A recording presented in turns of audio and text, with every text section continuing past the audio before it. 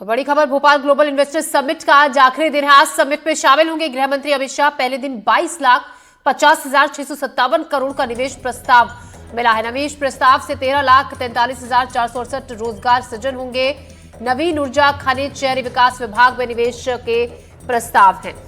तो इस वक्त की बड़ी खबर आपको बता दें, आज ग्लोबल इन्वेस्टर्स समिट का दूसरा और आखिरी दिन है। आज गृह मंत्री अमित शाह भी इसमें शामिल होंगे।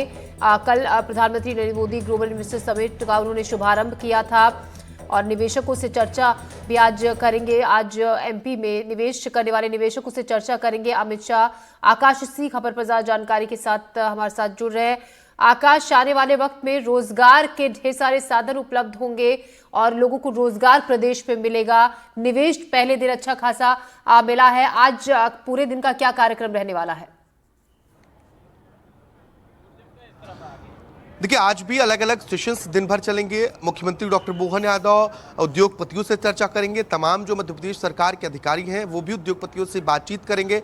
अभी इस वक्त प्रवासी मध्य प्रदेश सम्मेलन चल रहा है, समिट चल रहा है और जो मध्य प्रदेश के एनआरआईज हैं उनसे 1-to-1 चर्चा चल रही है और उनके जो निवेश के अवसर हैं उनको लेकर राज्य सरकार के अफसर उन्हें अवगत भी करा रहे हैं कि मध्य प्रदेश में कहाँ और किस सेक्टर में निवेश कराया जा सकता है। आज शाम केंद्रीय गृह मंत्री अमित शाह भी भोपाल पहुंच जाएंगे और वो इस पूरे ग्लोबल इन्वेस्टर समिट के समापन कार्यक्रम में शामिल होंगे। इसके पहले अलग अलग जो स्टॉल्स हैं, चाहे वो मध्य प्रदेश पवेलियन हो या एक्सपीरियंस जोन हो, इन सभी जगहों पर निरीक्षण भी करेंगे और इसके साथ ही उद्योगपतियों से चर्चा करेंगे। कुल 2 घंटे के आसपास केंद्रीय गृह मंत्री अमित शाह भोपाल में रहने वाले हैं और ग्लोबल इन्वेस्टर समिट में रहेंगे।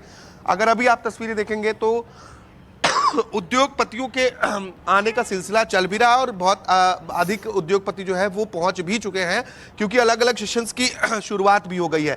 दिन भर ये सेशन चलने वाले हैं और उम्मीद ये है कि जिस तरीके से कल निवेशकों ने उत्साह दिखाया और बड़ी मात्रा में, बड़ी संख्या में निवेश के प्रस्ताव, interest to invest Madhya Pradesh सरकार को प्राप्त हुए हैं, उससे उम्मीद है कि आज भी उसी तरीके की गतिविधियां देखने को मिलेंगी और इससे बड़ी संख्या में रोजगार भी सृजित होंगे। कल 13 लाख से अधिक रोजगार सृजित होंगे जिस तरीके से निवेश के प्रस्ताव मिले हैं उसके मुताबिक राज्य सरकार का यही दावा है।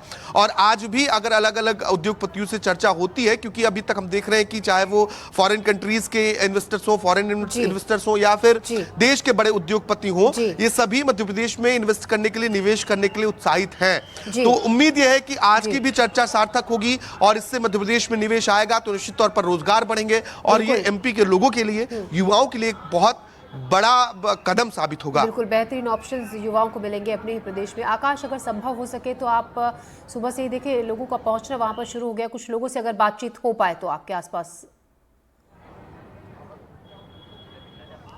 बिल्कुल, निश्चित तौर पर हमने कल भी बातचीत करने की कोशिश की थी लोगों से और अभी क्योंकि जो अधिकतर इन्वेस्टर्स हैं, जो यहाँ पर डेलीगेट्स हैं, वो अंदर सेशंस में पहुंच गए हैं क्योंकि केंद्रीय मंत्री मनोहर लाल खट्टर का भी प्रोग्राम है और अलग अलग जो सब्जेक्ट्स हैं उन विषयों पर संबोधन होना है। तो अधिकतर जो डेलीगेट्स हैं वो अंदर पहुंच चुके हैं, इस वजह से उनसे बातचीत करना उस सेशन के बाद बहुत संभव होगा। तो जो प्रवासी मध्य प्रदेश समिट है जो अभी चल रही है, इस समिट को लेकर भी हमारी पूरी नजर है कि जो मध्य प्रदेश के लोग हैं उन लोगों से जो विदेशों में रहते हैं उनकी क्या सोच है और मध्य प्रदेश में किस सेक्टर में, खासतौर पर हम देख रहे हैं कि रिन्यूएबल एनर्जी के सेक्टर में लोगों का खासा रुझान है और लोग उधर इन्वेस्ट करने की भी कोशिश कर रहे हैं। कल भी हमने एक एनआरआई से बातचीत करने की कोशिश की थी, अभी भी कुछ लोग जरूर पहुंच रहे हैं और हम उनसे बातचीत करने की भी कोशिश करेंगे और समझने की कोशिश करेंगे कि मध्य प्रदेश में किस तरीके से संभावनाओं को तलाश रहे हैं और ग्लोबल इन्वेस्टर समिट से कितना फायदा हो सकता है। तो अलग अलग जो डेलीगेट्स हैं उनके पहुंचने का सिलसिला चल रहा है। हाय सर, कैसे हैं आप? मैं ठीक हूँ। आप ग्लोबल इन्वेस्टर समिट को लेकर क्या सोचते हैं और मध्य प्रदेश में निवेश की कितनी संभावनाएं देख रहे हैं? देखिए, कल आपने देखा होगा 18 नई पॉलिसीज़ जो है लगाई गई, तो इसमें बहुत ज़रूरी है कि जो इंटरनेशनल इन्वेस्टर्स हैं उनको हम क्या मंच प्रदान कर रहे हैं।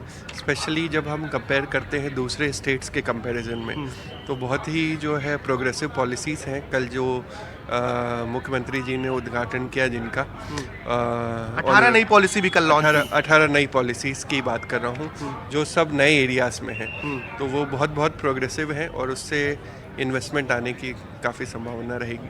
मध्य प्रदेश दूसरे राज्यों से मध्य प्रदेश को कितना बेहतर समझ रहे हैं? देखिए, मध्य प्रदेश में 3-4 चीज़ें हैं। पहले तो लैंड की कोई कमी नहीं है। दूसरा, पानी जो बहुत ज़रूरी है। बिजली के संदर्भ में जो है हमारी बहुत अच्छी है, और ख़ासकर नए जो आयाम हैं जैसे रिन्यूएबल एनर्जी हो गया, इन सब में बहुत ही प्रोग्रेसिव स्टेट है। और आपका सर्विसेज से लेके सिक्योरिटी के बारे में कोई इशू नहीं है। तो ये सब चीज़ें हैं जो इंटरनेशनल इन्वेस्टर्स हमेशा देखता है किसी भी स्टेट में आने से पहले, और एक साफ छवि की बहुत इम्पोर्टेंस होती है, which I think is very very important in this state. Thank you sir, thank you. तो ये बहुत सही बात है कि मध्य प्रदेश में अनंत संभावनाएं हैं, इसलिए इन्वेस्ट मध्य प्रदेश की जो टैगलाइन है, इनफाइनाइट पॉसिबिलिटीज़ हैं, और ये सत्य है क्योंकि मध्य प्रदेश नेचुरली बहुत ज़्यादा रिच है।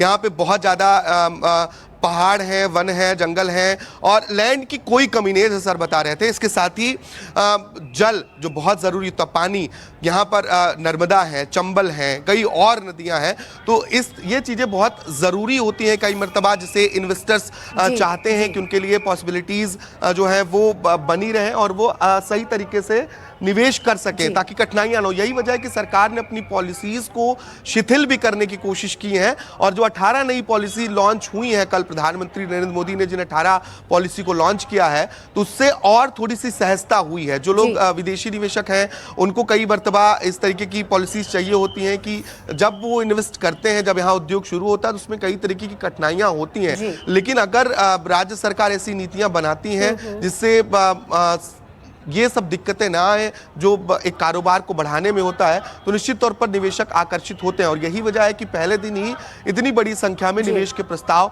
मिले हैं। तो वही उम्मीद आज भी है कि आज भी निवेश के उसी तरीके से प्रस्ताव आए, और अभी हम जिस तरीके से सुन रहे थे, तो लोगों में उत्साह उतना ही बना हुआ है, चाहे वो फार्मास्यूटिकल इंडस्ट्री की बात हो या फिर जो पार्टनर कंट्री सेशंस अलग अलग, चाहे वो जर्मनी के साथ हुए, जापान के साथ हुए, आज भी इंटरनेशनल इन्वेस्टमेंट को लेकर अलग अलग सेशंस हैं। तो इसमें उम्मीद है कि जो निवेशक हैं वो मध्य प्रदेश की तरफ आकर्षित होंगे। जी, शुक्रिया आकाश आपका जानकारी के लिए। हम वहां से लगातार ताज़ा जानकारी, ताज़ा अपडेट भी आपसे लेते रहेंगे। फिलहाल अपडेट के लिए शुक्रिया आपका।